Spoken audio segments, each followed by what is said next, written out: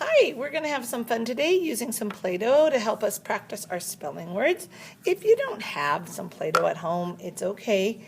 You can make some just with some flour and some salt. There's a recipe on our website as well as a video to show you how to do that.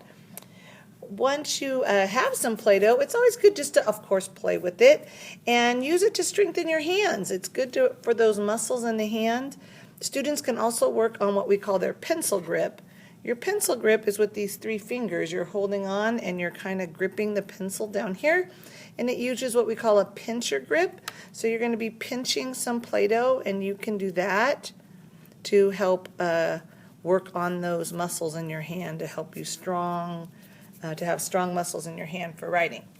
So before we start making some letters, we have to get the Play-Doh ready. You're going to roll it out. You're going to make it into some long, like a snake-like shape. And once you have a pretty good piece, you can break some off to make your first letter, which would be the letter B for the word bop. And we can use two pieces if we need to make that B. Now the O I like to make about the same size as that B, because when you're writing those letters, that's true of how you would make them. You would make them the same size. So the round part of the B is the same size and in place as the round part of the O. And then a letter P would actually have what I call a tail. It drops below what would be a line, while the round part is in the same kind of shape and location as the O. So I'm going to take those letters and I'm going to move them right now to a board that I have to show you what they would look like if you placed them on the line. So the B would be sitting on that bottom line, the O, and then here's the tricky part with the P.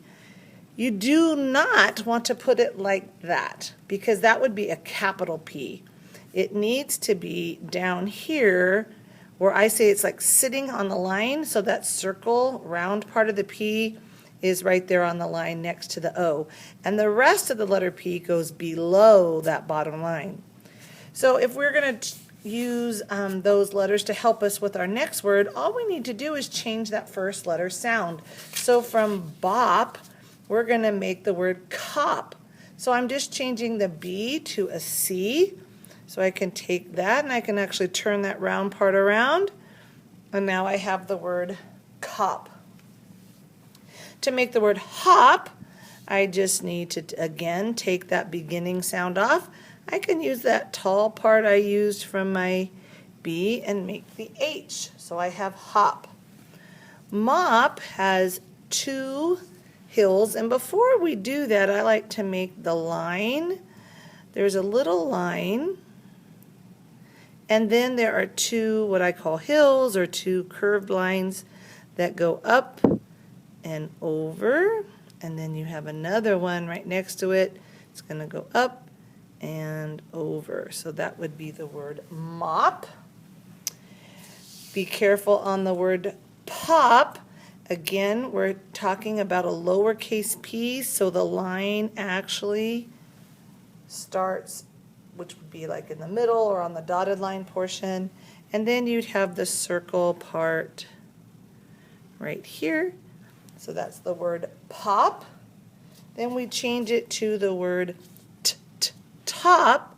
So now we do get to have a letter that's tall, that stands on the line and has a short piece that crosses right here. Be careful, don't put it on the top, because that would be a capital T. We want to make the word top with a lowercase t, so it crosses right there. Now the next two words on your list actually are what we call have blends at the beginning of the words. So here, instead of the T just changing to one letter, there are two letters there. If you say the word slowly, you can hear both those sounds. Full. So we need to make an F and an L, but we get to keep the vowel and the last letter the same. So I'm going to curve my F and have it cross here, and then the letter L is a long or tall letter. It's actually the same size as the F. They're both tall letters. The next word after flop is another word that has a blend at the beginning. Stop. So it has a S and a T at the beginning. So I'm going to change this now. I'm going to make that L a T, and I'm going to make a lowercase s. So you have a short letter, a tall letter, another short letter, and then one with the tail. Stop. Once you have made all the words from the op family, you might want to practice your sight words. You're going to need that O still for the word of, even though it sounds like a U and a V. Of is an O with an F. So we're going to make a lowercase o, the lowercase f. And our last word is the word what. Now that changes the vowel. Be careful this week. That's the only word that has a different vowel sound. It sounds like kind of like a short U sound, but that's actually an A. So I'm going to put that A in there. And I know it has a W at the beginning, so I'm going to need a W, which is going to take a little craftiness with our Play-Doh to make our W.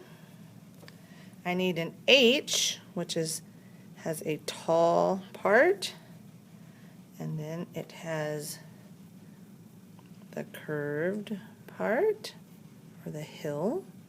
Oops. So we have W-H-A. Let me scoot it a little closer there. And I need a T, so I'm going to need to get a little more Play-Doh to help me make that last letter, since this word actually has 4 letters in it. So what is probably your trickiest word this week, but I know you can get it with a little practice. And make sure you have a lowercase. So you have a short letter, a tall letter, a short letter, and a tall letter. That's the word what. So I hope you had fun practicing your spelling words with Play-Doh. Play-Doh is also a fun thing to use when you're just practicing sight words, so go ahead and use it for that too. Have a great week.